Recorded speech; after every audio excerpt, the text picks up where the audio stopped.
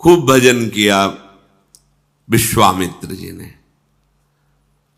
महान धनुर्धर हैं, ऐसे वैसे वीर नहीं है। ये शोभा हमारी ये कुछ नहीं विश्वामित्र जी के आगे। तप में देखो तो अद्वितीय, और अस्त्र विद्या में देखो तो अद्वितीय, और भाग्य तो ऐसा है कि जन्मे कुशिक वंश में और स्थिति प्राप्त की ब्रह्म ऋषि की। अद्भुत। आज सौभाग्य उदय हुआ अपने भजन को आंखों से देखने का। महाराज चक्रवर्ती सम्राट परम प्रेमी अवध नरेश श्री दशरथ जी के दरबार में पधारे विश्वामित्र जी। दशरथ जी ने आनंद पूर्वक, वैसे ही आह्लाद आनंद मगन, क्योंकि आनंद सिंधु आंगन में खेल रहा है, तो विचार किया कि आशीर्वाद देने विश्वामित्र जी आए हैं। अर्घपाद्य पूजन आदि करके उच्च सिंहासन पर विराजमान करके चरणों में प्रणाम करके बैठ गए। आज्ञा कीजिए भगवान। वशिष्ठ जी विश्वामित्र जी बड़े प्रेम से मिले। विश्वामित्र जी ने कहा, मैं एक कार्य हेतु आया हूं। हम ऋषिजन जब यज्ञ करते हैं, ध्यान परायण होते हैं, उस समय दुष्ट जन हमारी यज्ञ को नष्ट कर देते हैं। रावण की आज्ञा थी कहीं भी कोई भी साधन भजन न करने पावे। जो बड़े मंत्रवेत्ता हैं उनके समीप तो नहीं आते, मारते तो नहीं, उनको इतनी सामर्थ्य नहीं, पर वो विध्वंस कर देते हैं, ध्यान भंग कर देते हैं, यज्ञ नष्ट कर देते हैं। तो हम आपसे प्रार्थना करने आए हैं, मांगने आए हैं आपसे, आप अपने बड़े पुत्र श्री राम को हमें प्रदान कीजिए, जिससे हमारी यज्ञ की रक्षा करेंगे। सावधान होकर रक्षा में रहेंगे तो हम ध्यानस्थ होकर प्रभु का चिंतन करेंगे। ये बात सुनते ही दशरथ जी कांप गए। हाथ जोड़ करके उनके चरणों के समीप जाकर कहा, भगवान यदि आप ये सम्राट पद मांगे तो अभी मैं छोड़कर चला जाऊं, प्राण मांगे तो मैं अभी दे दूं। वैसे सब हमारे प्राणों से प्रिय पुत्र हैं, पर राम को प्रभु ये हमसे नहीं हो सकता। वशिष्ठ जी की तरफ देखकर विश्वामित्र जी ने कहा, इनको समझाइए। वशिष्ठ जी ने कहा, महाराज आपका यश होगा, कुमारों का मंगल होगा, आप मेरी बात मान करके अपने पुत्रों को इनके प्रदान कर दीजिए। गुरु आज्ञा, देखो गुरु आज्ञा पर कोई प्रश्न नहीं होता। अब बोलने की कोई गुंजाइश नहीं, गुरुदेव ने कह दिया। राम लक्ष्मण को बुलाया। लक्ष्मण जी छाया की तरह भगवान के साथ रहते हैं। आपको विश्वामित्र जी ने अपनी यज्ञ रक्षा हेतु हमसे मांगा है, बहुत सावधानी पूर्वक रहना। और ऋषि से कहा कि विश्वामित्र जी से कि मानो आप हमारे प्राण लिए जा रहे हो भगवान, अगर जरा सा भी कुछ तो हमारे प्राण निकल जाएंगे। वहां से आदेश लेकर माताओं को प्रणाम करके प्रभु विश्वामित्र जी, ये भजन का फल साथ चल रहा है। पुरुष सिंह दो वीर, हरसि चले मुनि भय हरन, कृपा सिंधु मति धीर, अखिल विश्व कारण करन।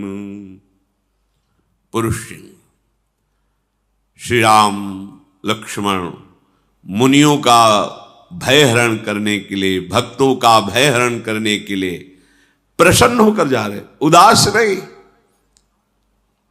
कि मैं अपने परिजनों से वियोग प्राप्त कर रहा हूं। बहुत प्रसन्नचित, सेवा मिली है हमें, महर्षियों की सेवा मिली। प्रभु आनंद मगन होकर के उनके साथ जा रहे हैं।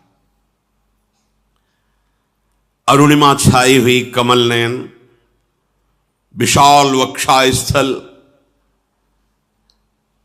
अजान बाहु लंबी भुजाएं, नील कमल श्याम तमाल के समान कांति, बिजली की कांति जैसा पीतांबर धारण किए हुए, तरकस पीठ पर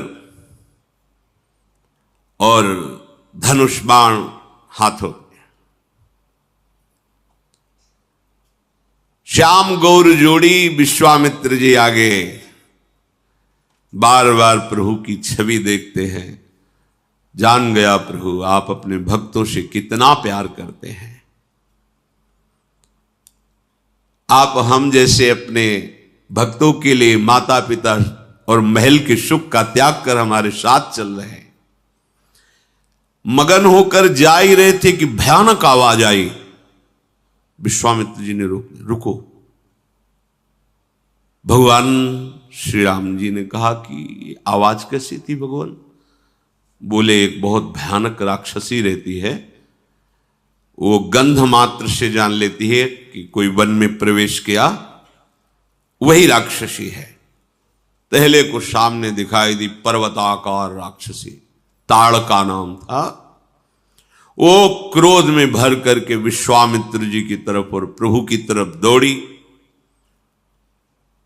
भगवान हर समय सावधान चल रहे हैं। यहां एक हाथ धनुष पर और एक बाण पीठ में तोड़े, निकालने की जरूरत नहीं। और प्रभु का बाण अमोघ है, संधान किया जाता है तो लक्ष्य का भेद करके पुनः प्रभु के हाथ में आ जाता है।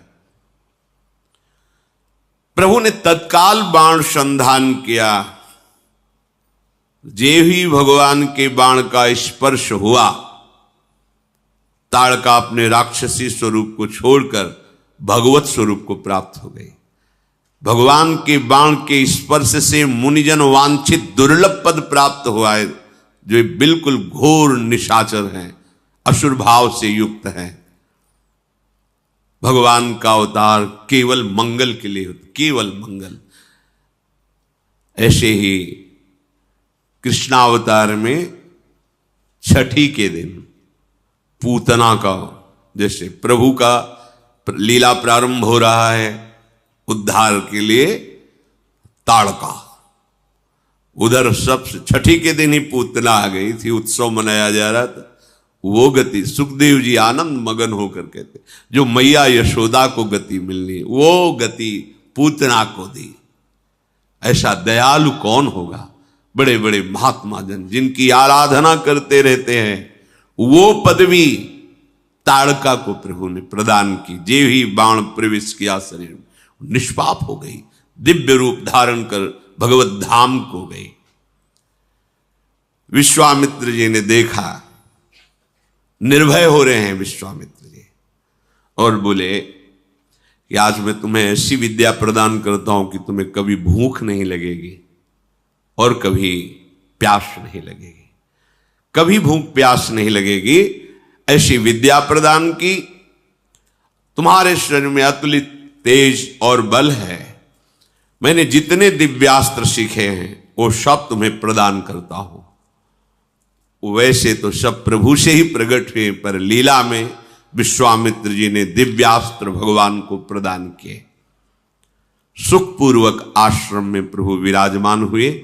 बहुत से ऋषि मुनि अपने अपने आश्रमों से आकर के प्रभु के दर्शन कर रहे हैं और आशीष देते हैं और निर्भय हो जाते हैं कि अब हम सब ध्यान भजन यज्ञ निर्भय होकर करेंगे, क्योंकि श्री राम लक्ष्मण रक्षा के लिए है।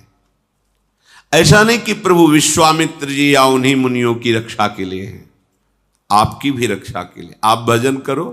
देखो, एक बार काशी में जो कुछ मन में मलिनता रखते थे, ऐसे लोगों ने विचार किया कि गोस्वामी जी की हस्तलिखित जो ये भगवत लीला है, बहुत अद्भुत चमत्कार, जो सुने आसक्त हो जाए, जो पढ़े आंसुओं की धार बहने लगे। सबको लगा कि जो संस्कृत के ग्रंथ है महामहिम है, उनके प्रभाव से भी बढ़कर इनका प्रभाव बढ़ता जा रहा है। अगर ये ग्रंथ ही हटा दिया जाए तो रात्रि में गोस्वामी जी जब सो रहे हो तो इस ग्रंथ को उठा करके गंगा जी में प्रवाहित कर दिया जाए, पक्का हो गया। आज जब रात्रि में गए तो वहां देखा कि 2 नौ किशोर गौर श्याम धनुष्बाण बिल्कुल संधान किए हुए खड़े। भय लगा। कुटिया के दूसरे दरवाजे पर गए, यज्ञ मंडप जैसी कुटिया, वहां देख भयभीत हो गए, भाग गए। दूसरे दिन आए और कहा मैं उन रक्षकों के दर्शन करना चाहता हूं जो रात्रि में हमने। वो यहां कौन रक्षक, हम तो भगवान के दास हैं, यहां तो कोई रक्षा में नहीं, हम रात्रि में। उन्होंने अपनी बात बताई, हम आए थे उस ग्रंथ को ऐसा, पर हमने देखा कि 2 नौ किशोर तेज राशि रक्षा। भगवान के वचन हैं, भगवान त्रिकाल सत्य बोलते हैं। करो सदा तिनके रखवारी, स्वयं ज्यों बालक राखे महतारी। स्वयं पार्षद नहीं भेजते, अनंत शक्ति संपन्न पार्षद, पर स्वयं श्री भगवान अपने जनों की रक्षा करते हैं। सुंदर कंदमूल फल प्रभु को अर्पित किया गया। रात्रि में प्रभु जब शयन किए, प्रातः काल हुआ, नित्य क्रिया की और कहा आप सब ऋषि निर्भय रहो, पूरे वन में कहीं कोई भी निशाचर आतंक नहीं कर सकता। अब जीव ही स्वाहा हुआ और धुआं उठा तो महाक्रोध धारण करके राक्षस मारीच अपने सहायकों के साथ विनाश करने के लिए आ गया। यज्ञ विध्वंस। भगवान तो रक्षा के लिए खड़े ही थे, बड़े लीला बिहारी हैं। फण वाला बाण नहीं मारा, बिना फण वाला, क्योंकि कट जाता उसी समय, तो आगे लीला में कैसे सहयोग करता। इसलिए मारीच को बिना फण वाला बाण मारा, वो 100 योजन विस्तार वाले समुद्र के पार गिरा, 400 कोस दूर जाकर गिरा। उसका सहायक सुबाहु था। सुबाहु ने अपनी सेना सहित आक्रमण किया, अग्निबाण का संधान करके सुबाहु को भस्म कर दिया और लखनलाल ने सारी सेना को नाश कर दिया। ऋषियों से कहा निर्भय हो जाओ, मारीच सुबाहु का भय बिल्कुल नहीं, कुछ किसी की सामर्थ्य नहीं जब तक हम रक्षा में है यहां कोई। इसीलिए शरणागति का पहला लक्षण है निर्भय। क्यों? मेरे प्रभु कह रहे हैं, वादा कर रहे हैं कि तुम निश्चिंत रहो, योगक्षेमम भाम्यहम्, मैं हूं ना। कहां आप स्वीकार करते हैं कि प्रभु आपके साथ हैं? संतों ने अनुभव किया है। मुख में हो राम नाम, राम तेरे हाथ में, बंदे तू अकेला नहीं, राम तेरे साथ में। जब नाम चल रहा है तो प्रभु तुम्हारे हाथ में है, जैसे डोरी हाथ में, जैसा चाहो पतंग न चालो। और नाम जापक तू अकेला नहीं, तेरा आराध्य देव तेरे साथ है। अनुभव करो, प्रभु मेरे साथ है। कुछ दिन रह करके ब्रह्म ऋषियों के पास बैठ करके सुंदर सुंदर पुराण स्मृतियों की वार्ता होती है, प्रभु श्रवण करते हैं। यद्यपि प्रभु सब कुछ जानते हैं, पर मर्यादा है। भगवत चर्चा हो रही, सब जानते हैं, पर ऐसा सुनने में लगना चाहिए नवम नवम, मानो मैंने पहली बार सुना है। ये भक्त रसिक का हृदय होता है। इतने में एक ऋषि ने आके सूचना दी विश्वामित्र जी को कि हे महामुनि, हमें सदानंद जी ने भेजा है, विदेहराज जनक के आचार्य हैं श्री सदानंद। उन्होंने कहा है कि बहुत सुंदर धनुष यज्ञ होने वाली है, आप उसमें सम्मिलित होइए, आशीर्वाद दीजिए, आप पधारिए। विश्वामित्र जी उनसे कहा मैं अवश्य आऊंगा। विश्वामित्र जी ने मुनि मंडली से कहा कि चलो परम ज्ञानी विदेहराज जनक का संग लाभ होगा और धनुष यज्ञ की शोभा का दर्शन करेंगे। प्रभु श्री राम और लक्ष्मण से भी कहा, जो आज्ञा कहकर प्रभु प्रसन्न हुए। समस्त ऋषि मंडली के साथ भगवान गौर श्याम जनकपुर के लिए पधारे। बहुत ही हरित वन, दौड़ दौड़ करके मृग मंडली आती है और भर नेत्र गौर श्याम जोड़ी का दर्शन करती, लखनलाल राम जी। उस वन के पशु पक्षी कृतार्थ हो रहे, पर आश्चर्य हुआ, जे ही आगे बढ़े तो देखा एकदम उजाड़, बीच में एकदम उजाड़, जैसे आग लग गई हो, निर्जन, कोई हरा पत्ता भी नहीं, और एक बड़ी शिला पड़ी हुई है। ऐसा लगता है पूर्व में यहां आश्रम था, पर सब नष्ट भ्रष्ट जैसा हो गया। प्रभु ने कहा कि इतना सुंदर वन और मध्य भाग में ऐसा प्रभु क्या, कोई जीव वहां प्रवेश नहीं कर रहा, कोई हरा एक पत्ता भी नहीं है, एकदम उजाड़, शोभाहीन, और एक विशाल शिला पड़ी हुई है। तब विश्वामित्र जी ने बताया कि ये गौतम ऋषि का आश्रम है। बड़ा अमंगल हो गया, तो उनके शाप के कारण ये सब श्रीहीन हो गया। क्या हुआ, क्यों शाप दिया गौतम ऋषि ने? तो बताया कि उनकी पत्नी जो अहिल्या जी थी, बहुत ही सुंदर, सर्वांग सुंदर, इतनी सुंदर थी कि अप्सराओं के मध्य में रहने वाले देवराज इंद्र को अप्सरा भी फीकी लगने लगी। और स्वयं आकर मृत्युलोक में जब देखा अहिल्या जी को, तो उनका हृदय गलत भाव से युक्त हो गया, काम भाव से युक्त हो गया। अब इतनी सामर्थ्य नहीं थी कि ऋषि के होते हुए वो गलत भाव लेकर आश्रम में प्रवेश करें।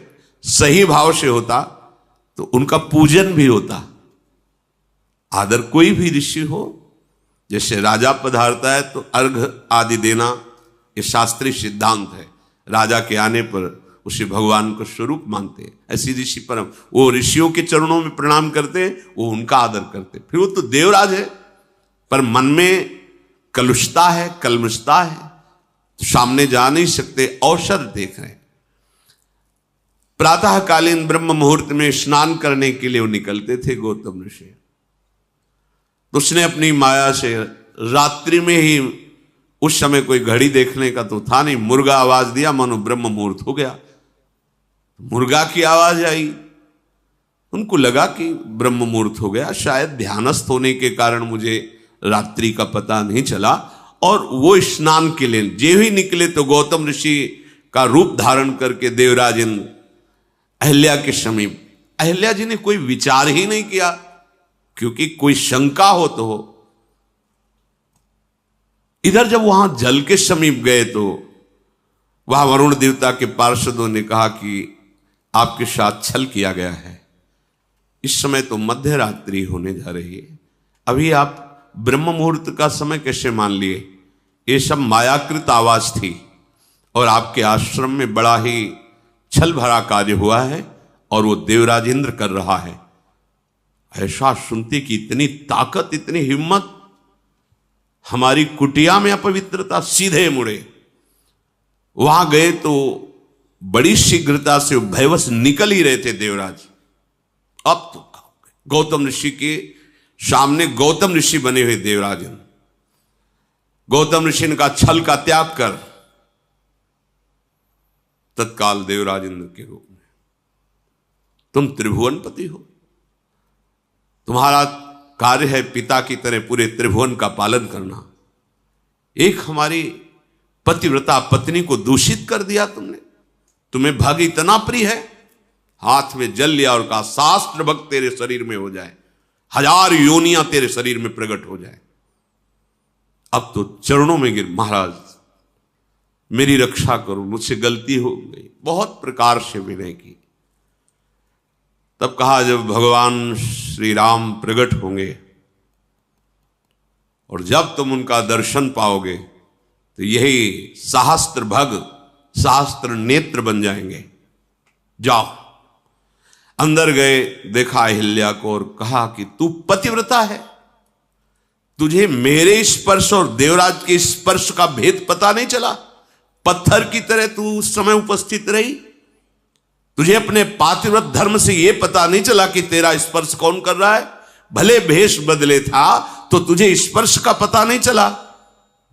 जल जा, तू पाषाण हो जा। पाषाण होते हुए प्रार्थना की कि भगवान, मैंने तो सिर्फ आपको ही देखा था, मैं समझी आप कृपा करो, मेरा यद्यपि मैं अपावन हो चुकी हूं पर मेरा इसमें दोष नहीं था विनय की। तो उनका जब भगवान श्री राम अपने श्री चरण से स्पर्श कर देंगे तब तुम अपने स्वरूप को प्राप्त हो जाओगी।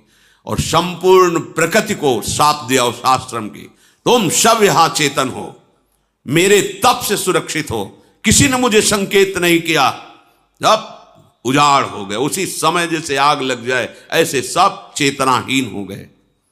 विश्वामित्र जी ने कहा, प्रभु ये आपके चरण स्पर्श की लालसा से अहिल्या जी शिला बनी हुई पड़ी है, आप कृपा करो।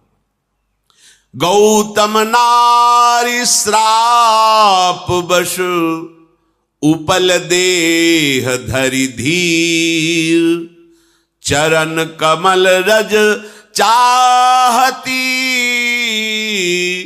कृपा करहु रघुवीर। हे रघुनंदन, आप अपने श्री चरणों से शिला का स्पर्श करो। विश्वामित्र जी की ऐसी आज्ञा हुई। भगवान ने करुणा करके अपना चरण बढ़ाया, जे ही स्पर्श किया परशत पद पावन, शोक नशावन, प्रगट भई तप पुंज सही, देखत रघुनायक जन सुखदायक, सन्मुख होई कर जोरी रही, अति प्रेम अधीरा पुलक शरीरा, मुख नहीं आवे बचन कही, अतिशय बड़ भागी चरणनि लागी, युगल नयन जलधार बही। जे ही प्रभु के पावन श्री चरणारविंद का स्पर्श हुआ, वो जो एक शिला पड़े, तत्काल दिव्य तेजोमयी रूप धारण किए हुए अहिल्या जी प्रकट हो गई। हाथ जोड़ा, हे अपने शरणागतों की रक्षा करने वाले, भक्तों को सुख देने वाले प्रभु। आंखों से अश्रु चल रहे, रोमांच हो रहा है, प्रेम की अधीरता बढ़ रही। आपने अमोघ कृपा की और चरणों में गिर पड़े। प्रभु के बार बार चरण स्पर्श कर रहे। दोनों नेत्रों से जो अश्रु बिंदु हैं, मानो अपने अश्रु बिंदु से अहिल्या प्रभु के चरणों को पखार रहे हैं। फिर धैर्य धारण किया, धीरज मन कीन्हा, प्रभु कहूं चीन्हा, रघुपति कृपा भगति पाई, अति निर्मल बानी स्तुति ठानी, ज्ञान गम्य जय रघुराई, मैं नारी अपावन प्रभु जग पावन, रावण रिपु जन सुखदाई, राजीव विलोचन भव भय मोचन, पाहि पाहि सर नहीं आई। धैर्य धारण करके बार बार प्रभु श्रीहरि के रूप का पान कर रहे हैं। हे प्रभु, आप कृपा करके अविरल भक्ति प्रदान करें। हे ज्ञान से जानने में आने वाले प्रभु, आपकी जय हो। यद्यपि मैं अपवित्र हो गई थी, नाथ आपके परम पावन चरणों का स्पर्श करके मैं पावन हो गई। हे जगत को पवित्र करने वाले, भक्तों को सुख देने वाले, जो दूसरों को सदैव रुलाता रहता है, ऐसों को आप दंड देते हैं। हे कमल नयन, हे संसार के भय से छुड़ाने वाले, जन्म मृत्यु से मुक्त करने वाले, मैं आपकी शरण में आई हूं, त्राहिमाम त्राहिमाम। प्रभु आज मुझे बड़ा सुख मिल रहा है। मेरे प्राणपति मुनि ने जो मुझे शाप दिया, आज मुझे वरदान लग रहा है।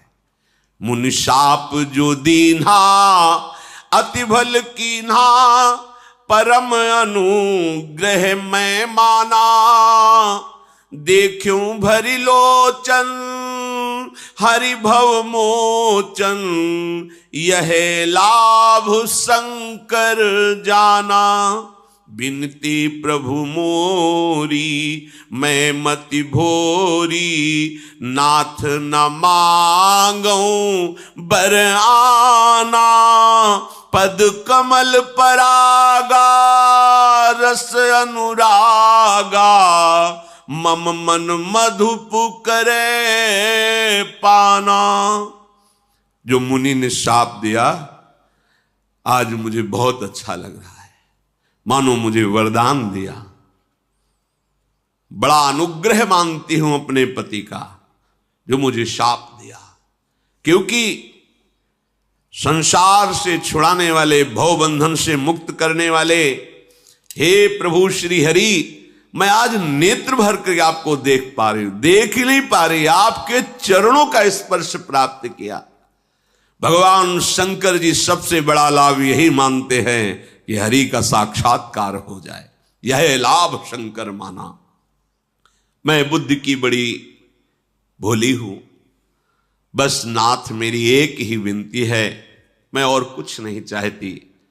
अब केवल यही चाहती हूं कि मेरा मन रूपी भौरा आपके श्री चरण कमल का पराग पान करके उन्मत्त बना रहे, अर्थात आपकी प्रेम रस में मेरा मन डूबा रहे। आहा, मुझे आज कितना बड़ा सौभाग्य मिला। जेहि पद सुर सरिता परम पुनीता, प्रगट भई शिव शीस धरी।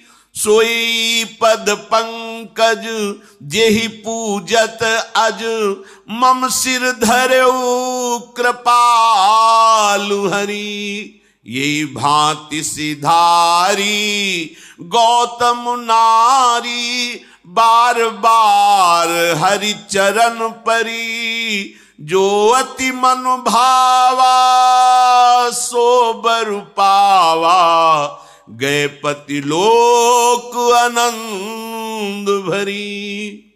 आहा, ये वही श्री चरण है जिनके धोवन से गंगा जी प्रकट हुई है, वही गंगा जी जिनको भगवान शंकर अपनी जटाओं में सिर में धारण करते हैं। आहा, ये वही श्री चरणारविंद हैं जो ब्रह्मा जी के द्वारा निरंतर पूजित होते रहते हैं, पुलकित हो रहे अहिल्या जी।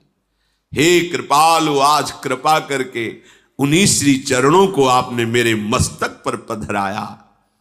बार बार स्तुति, बार बार प्रणाम करके प्रभु के चरणों को पकड़कर, हे प्रभु, ये मेरा मन सदैव आप में अनुराग भरा रहे। तत्काल विमान आया और विमान पर बैठकर जहां गौतम ऋषि उत्तम लोकों में थे, वहीं अहिल्या जी अपने पति लोक को प्राप्त हुई। सब ऋषि जन विश्वामित्र जी के जो साथ थे बहुत आनंदित हुए और प्रभु के स्वभाव को देख रहे हैं। अस प्रभु दीन बंधु हरि, कारण रहित दयाल। तुलसीदास सठ तेहि भजू, छाड़ी कपट जंजाल। कैसे हमारे प्रभु दीन बंधु हैं, दयालु हैं, अकारण दया करते हैं। कोई कारण नहीं दया का, अकारण हित करने वाले, दया करने वाले। ऐ मन, सठता का त्याग कर, कपट मत कर। इस कपटी माया के जंजाल का त्याग करके तू एक बार प्रभु का भजन कर ले, फिर देख कैसे निहाल हो जाता है।